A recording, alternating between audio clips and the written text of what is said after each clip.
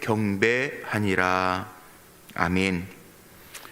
오늘도 믿음으로 한 날 살면서 하나님 앞에 예배하고 하루를 시작하는 우리 사랑하는 성도님들의 삶 속에 하나님의 손이 움직여져서 하나님이 세우시고 이끌어주시고 보호하시고 지키시는 은혜로 가득 채워지시기를 주님의 이름으로 축복합니다. 오늘 말씀의 제목은 9절에서 제가 제목을 삼아봤습니다. 내 나그네의 세월이 130년이니이다. 이 야곱의 바로 앞에서의 고백을 가지고 오늘 말씀을 좀 나누려고 합니다. 기근의 때에 요셉의 지도력을 볼 수 있는 말씀이 오늘 이 창세기 47장의 말씀입니다. 그리고 야곱이 자기의 인생길을 나그네로 표현하고 있죠. 최희준 씨가 인생은 나그네 길 그랬는데 그게 원조가 아니고요. 야곱은 인생을 나그네 길로 표현한 원조예요. 인생 나그네 길이에요. 이 야곱은 그렇게 표현하고요. 인생 나그네 길이 마칠 때 내 몸을, 내 육신을, 장사 지낼 내 몸을 조상들 묘 옆으로 가나안 땅으로 옮겨라. 그 유언까지 요셉에게 하고 있죠. 자, 먼저 이 야곱의 이야기를 한번 좀 보죠. 요셉이 바로에게 가서 형들 5명과 더불어서 바로에게 가서 아버지와 형들이 기근을 피해서 가나안 땅에서부터 애굽으로 내려왔습니다 보고하니까 바로가 어제 말씀 나눴던 것처럼 요셉이 그동안 성실하게 일했고 요셉의 인덕을 보고 또 요셉의 지혜로움을 보고 후대하죠. 내 아버지와 형들 좋은 땅에 거하게 하라. 그리고 능력이 있다면 내 가축까지도, 바로 왕 애굽 왕의 가축까지도 그들의 손에 위탁하는 이야기가 6절까지 나옵니다. 그래서 6절 마지막에 그들 중에 능력 있는 자가 있거든 그들로 내 가축을 관리하게 하라. 참 대단하죠. 요셉이 이렇게 살았다는 거예요. 우리가 관계라고 하는 게 참 쉽지는 않지만 우리가 잘해야 돼요. 해야 될 몫은 해야 돼요. 그러면서 성실하게 하고 하나님을 경외하는 모습으로, 하나님 두려워하는 모습으로 살아갈 때 우리는 선한 영향력을 끼칠 수 있어요. 요셉처럼. 우리가 기억해야 되고, 또 하나 신앙의 삶은요, 오늘 이 야곱의 모습을 한번 보십시오. 7절과 10절에 보면 특별한 단어가 나옵니다. 7절에 보세요. 요셉이 자기 아버지 야곱을 인도하여 바로 앞에 서게 하니 야곱이 바로에게 축복하며. 자, 읽으시면서 아무 생각 없이 읽었으면 그럴 수도 있겠네, 그렇겠지만 보통 왕 앞에 섰는데 그것도 기근을 피해 가지고 내려온 늙은인데요. 그런데 어떻게 야곱이 바로를 축복해요? 10절 한번 보세요. 10절 야곱이 바로에게 축복하고 그 앞에서 나오니라. 왕이 축복하는 게 아니고 야곱이 바로에게 축복하고 그 앞에서 나오니라. 뭔가 좀 이상한 것 같지 않아요? 여러분 생각하기엔 당연한 것 같아요? 당연하다고 생각하면 정말 감사한데, 자, 하나님의 백성에게 뭐가 있냐면 우리에게 권세가 있어요. 주님의 권세가 있어요. 믿으십니까? 그 권세 잘 쓰란 말이에요. 우리에게 축복권이 있어요. 부모로서의 축복권이 있어요. 할아버지 할머니로서의 축복권이 있어요. 야곱이 축복합니다. 여기만 축복하는 게 아니에요. 이제 48장 49장 가보면 야곱의 12아들들 요셉의 므낫세와 에브라임까지 다 축복해요. 주님이 우리에게 주신 권세예요.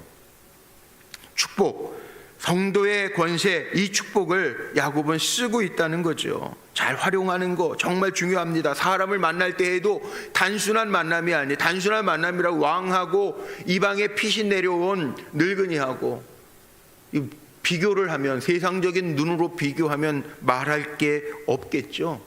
그런데 우리는 세상 속에서 살지만 하나님 나라를 바라보면서 하나님 나라의 시민권으로 사는, 하나님 우리에게 주신 권세들이 있어요. 나중에 후회하지 말고요, 축복권은 잘 사용하십시오. 마음껏 사용하십시오. 하나님의 영광을 위하여 사용하십시오.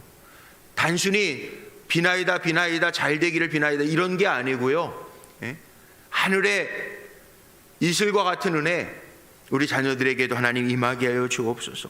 우리 은혜 먹고 사는 사람들 아닙니까? 그렇게 전해주라는 거죠. 하나님이 사람을 만드시고 제일 먼저 하신 일이 뭐예요? 사람 만들고 제일 먼저 하신 일. 창세기 1장 28절 29절에 보면 하나님이 사람을 만드시고 여섯째 날 사람을 창조하시고 사람에게는 복을 주시고 번성케 하시고 생육하여 번성하라. 하나님 주신 축복의 말씀. 다스려라.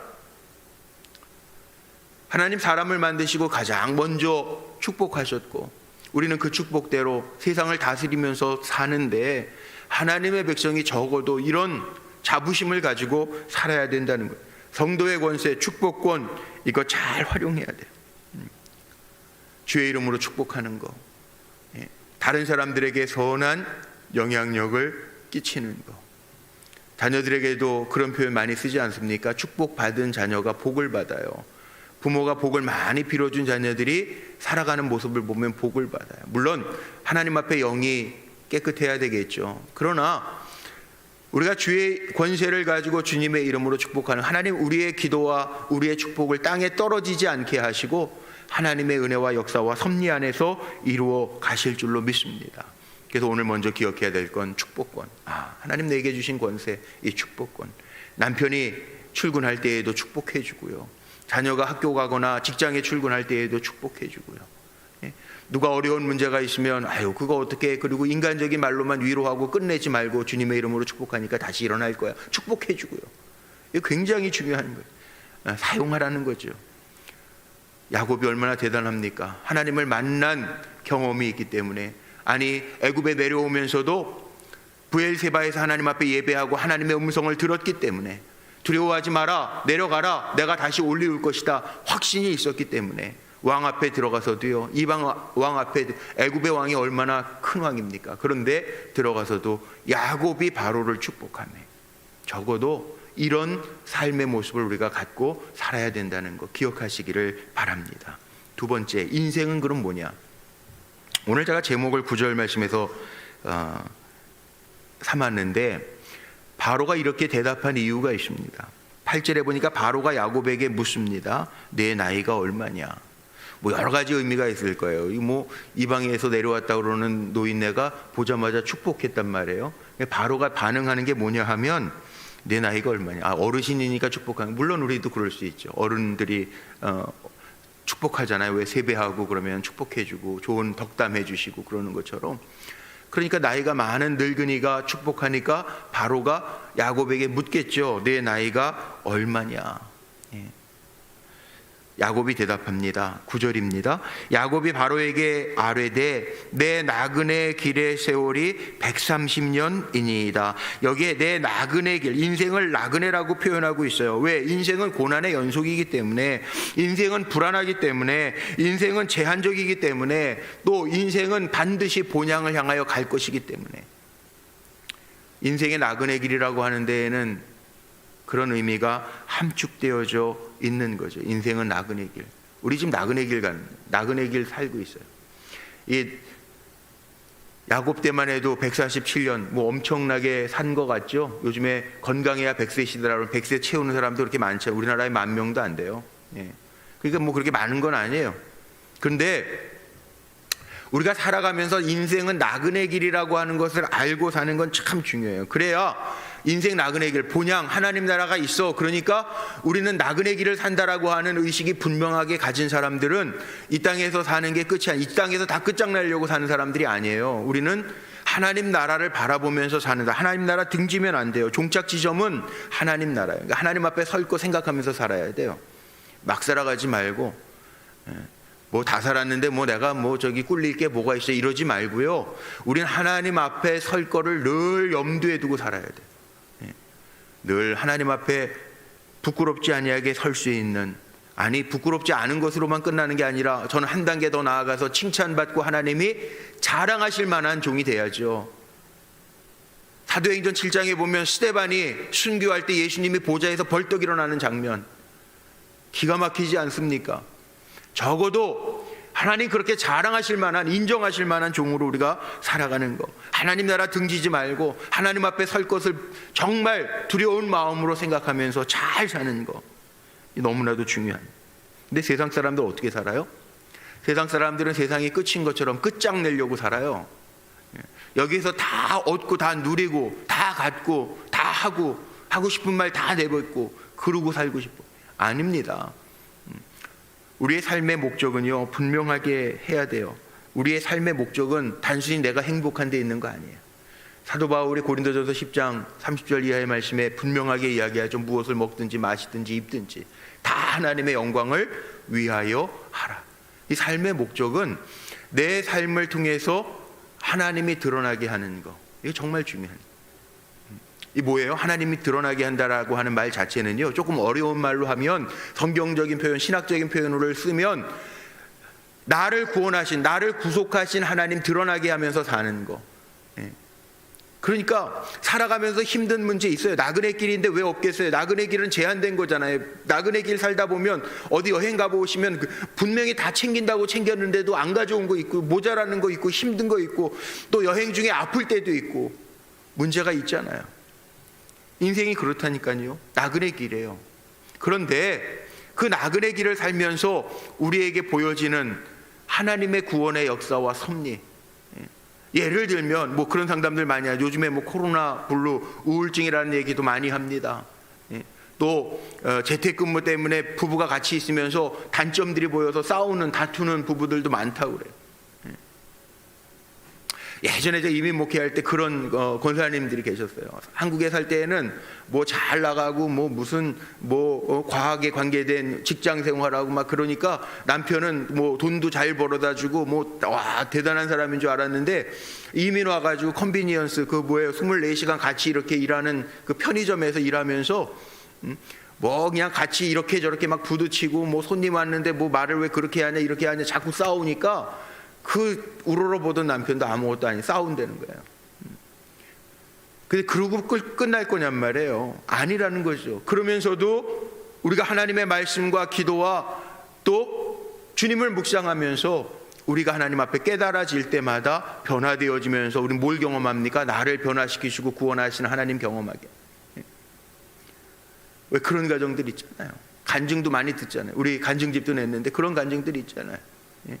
정말 이렇게 힘들었는데 하나님 그 삶 속에서 나를 이렇게 건져내셨다고, 나를 살게 하셨다고. 그게 구원의 역사예요. 그게 하나님의 영광을 드러내는 거예요. 인생 나그네 길이지만 그 나그네 길 가운데에서도 하나님을 드러내는 것, 이것이 우리 인생의 목적임을 우리는 분명히 알아야 된다는 거죠. 야곱의 표현 속에는요, 이 어마어마한 진리가 담겨져. 인생 나그네 길이다. 여기에서 다 승부를 내려고 살지 마세요. 하나님 앞에 맡길 거는 좀 맡기고 사세요. 하나님 아시면 되지 뭐. 이렇게 툭툭 털 수 있는 사람이 나그네죠. 여행 갔다가 거기에서 끝장 보려고 사는 사람들 없죠. 어리석은 사람이잖아요, 그 사람은. 분명히 기억해야 돼요. 세 번째 기억해야 할 것이 있습니다. 이 요셉의 지혜를 볼 수 있어요. 지도력. 이 위기의 때의 지도력. 지도력은 잘 나갈 때 드러나는 게 아니라 위기의 때에 드러납니다. 이 요셉을 보면서요, 이 양국 정책 펴는 걸 보세요. 재분배 원칙이라고. 경제 원칙으로 따지면 재분배 원칙이죠. 그냥 주지 않아요. 거지근성 생기게 백성들에게 그냥 나눠주지 않아요. 황폐할 때 14절 요셉이 곡식을 팔아 애굽 땅과 가나안 땅에 있는 돈을 모두 거두어 드리고 그 돈을 바로의 궁으로 가져가니. 돈이 떨어질 때 애굽 백성이 요셉에게 와서 돈이 떨어져 싸우니 우리에게 먹을 거리를 주소서. 주 앞에서 어떻게 죽겠습니까? 그랬더니 요셉이 또 뭐라고 얘기합니까? 그럼 가축 가져와. 16절에 보세요. 요셉이 이르되 너희에게 가축을 내라. 돈이 떨어졌은즉 내가 너희의 가축과 바꾸어 주리라. 가축을 또 드려요.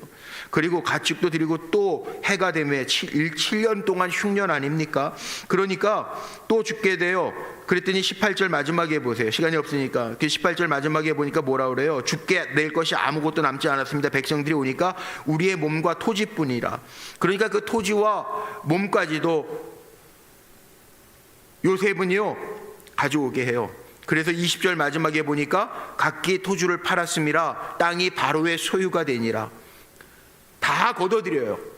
그리고 추수해서 그 땅에서 농사지어 종자를 다 줘서 농사짓게 하고 그 땅에서 거두어들이는 5분의 1 10의 1이 아니고 5분의 1 20%는 바로의 왕에게 상납하고 5분의 4는 너희가 가져가서 종자로도 삼고 너희 가족, 너희들의 양식으로 삼아라.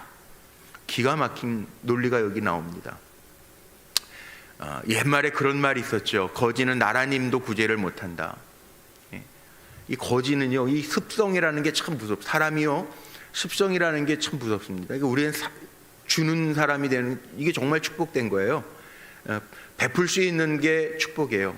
늘 꿇어다니고 달라고 그러고 얻어먹으려고 하면은 이게 거지 습성이 생겨요. 이 요셉의 지도력을 보니까 이게 재분배, 경제적인 원리로 얘기하면 재분배의 원리를 가지고요, 거저주지 아니하고 자기가 노력한 대가 얻게 하고요. 또 기가 막힌 게 5분의 1은 바로에게 상납을 하지만 그 땅도 빌려주는, 땅도 받았다가 빌려주잖아요. 농사짓게 하잖아요. 5분의 4는 줘요. 이게 무슨 얘기일까요? 사람들이 농사를 지으면서도 이런 마음이 있었을 거예요. 만약에 5분의 4를 바치고 5분의 1만 먹는다 그러면 이거 얼마나 불평도 많이 나고, 야, 이게 쎄 빠지게 일만 해야 되겠네, 그런 마음도 인간 마음에 들 거예요. 그런데 5분의 4는 너희의 양식도 삼고 종자도 삼아. 이거 얼마나 열심히 농사 지었을까요? 5분의 1, 그래, 땅 주인에게 5분의 1은 드려야지. 그런 마음으로 열심히 일했어요. 이 요셉은요, 참 기가 막, 백성들에게 자립정신, 그지근성 만들어 놓는 게 아니라 자립정신. 아주 좋은 표현이 있죠. 헝글리 정신이라는 말이, 복서들 가운데 옛날에 권투 선수들 헝글리 정신, 그러니까 어려움을 겪은 사람들은 그 어려움 때문에 더 열심히 살려고 하는 마음이 있다. 헝글리 정신이 들어보셨을 거예요. 근데 정말 그래요. 그래서 우리가 부모님들도 그런 거 있잖아요. 자식들에게 다 준 온실처럼 뭐 그냥 다 공급해 주면은 그 잘 살 것 같지만 그렇지 못해.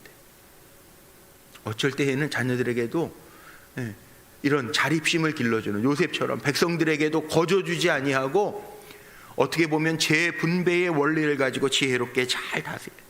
그래가지고 이 흉년의 7년을 넘어가잖아요.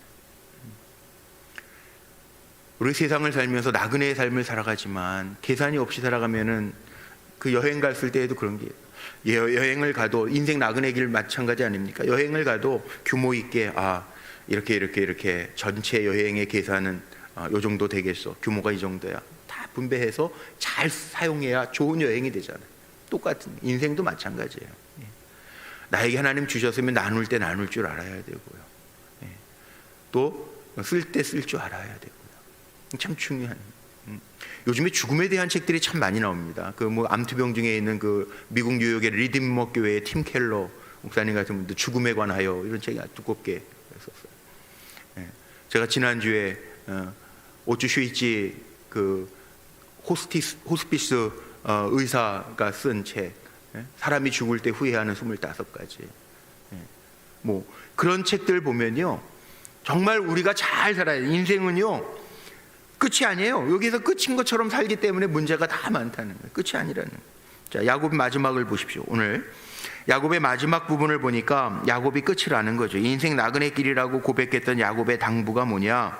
오늘 30절에 보니까 30절 31절에 나옵니다. 환도뼈 맹세. 이거 중요한 맹세할 때마다 창세기에 나오죠. 아브라함이 엘리에셀을 보낼 때, 리브가를 구해올 때, 이삭의 아내를 구해올 때 그 종을 불러다가 환도뼈 맹세를 시키잖아요. 야곱도 여기 요셉에게 환도뼈 맹세를 시킵니다. 내 손을 내 허벅지 아래에 넣고, 이 중요한 맹세할 때 환도뼈 맹세를 하는 거예요. 뭐라고 이야기하냐면 애굽에 장사하지 마라. 죽음을 준비하는 겁니다. 죽음 앞에 분명한 신앙의 고백을 야곱이 남기고 있습니다. 뭐라고 이야기합니까? 내가 조상들과 함께 눕거든 나를 애굽에서 메어다가 조상들이 있는 묘에다가 나를 장사해라. 알았다고, 그렇게 하겠다라고, 아버지의 말씀대로 행하겠다라고 신뢰의 믿음을 요셉이 보이죠. 그리고 야곱이 마지막에 이렇게 얘기합니다. 이스라엘이 침상의 머리에서 하나님께 경배하니라. 인생 나그네 길이었지만 그 인생 나그네 길에 함께 하신, 때마다 시마다 도우시고 기근의 때에도 하나님 요셉을 미리 애굽에 이렇게 보내셔서 죽었던 것 같은 아들 만나게 하시고, 그래서 어제 마지막 절 말씀이 나와요. 지금 죽어도 여한이 없다. 살아있으니 죽어도 여한이 없다. 하나님의 은혜를 알았던 야곱이 그렇게 고백하고 있는, 하나님 경배하면서 인생 나그네 길이지만 굽이굽이 돌아보면 나그네 길이었지만 하나님 이렇게 인도하셨습니다. 그리고 경배하는 것으로 끝나요. 우리의 인생도 마찬가지예요. 우리의 인생도 영원할 것 같은데 그렇지 않잖아요. 금년 한 해도 벌써 휙 갔어요. 요즘에는 뭐 원로 장로님들 잘 못 만나는데, 원로 장로님들 원래 분기마다 한 번씩 이렇게 식사하고 그랬잖아요. 그렇죠, 이마리아 장로님? 우리 원로 장로님들은 3개월 분기마다 한 번씩 이렇게 같이 모여서 식사하는 자리에 제가 꼭 가서 말씀 전하고 축복하고 그랬는데, 장로님들 다 한결같이 하시는 말씀 뭔지 아세요? 휙 간다는 인생이. 그래서 뭐 50대는 50kg, 70대는 70kg, 80대는 80kg, 그 얘기를 하시는 거 맨날. 인생 휙 간다는, 휙 가요. 나그네 길 휙 가요. 여행 가다 보면 벌써 돌아갈 시간 됐네 그러잖아요. 휙 가요. 우리 어떻게 살아야 되냐? 잘 살아야 되는데 그 잘 사는 것이 바로 오늘 이 야곱과 요셉의 모습을 보면서 지혜와 신앙과 축복과 은혜 가운데 사는 거, 이게 잘 사는 거죠. 그렇게 살아가며 승리하는 우리 성도님들이 되시기를 주의 이름으로 축복합니다.